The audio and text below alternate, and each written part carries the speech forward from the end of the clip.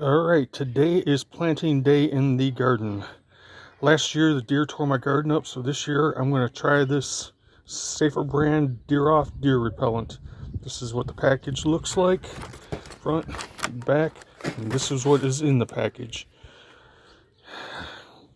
What you got to do is take the cellophane off of one of these, straighten one of these out, shove it through the hole in the bottom here until it pops out here, and that breaks the seal inside of it, and basically it just triggers according to this, it triggers the flight response from deer because it's got the smell of dried blood or some kind of predator thing or some combination of it.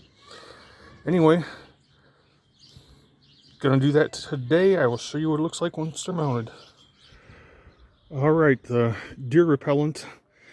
The package says a package of 6 can handle an 8x24 garden.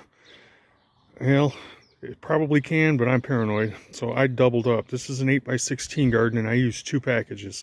Basically, I did the perimeter, got one every 4 feet, just around nose level. That way, no matter what direction the deer are coming from, upwind, downwind, whatever, they're going to get a snootful before they can get in and start chewing up my garden. So I'm hoping that I'll get some video of a deer walking up and getting scared and walking away, or even better yet, deer smell it from far away and stay the hell out of my yard altogether. We'll find out.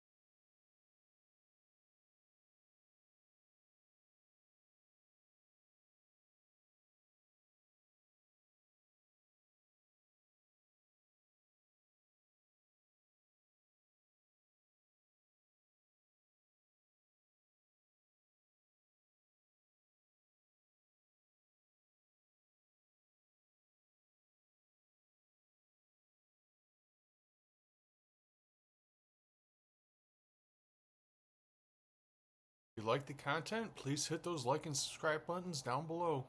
Thank you.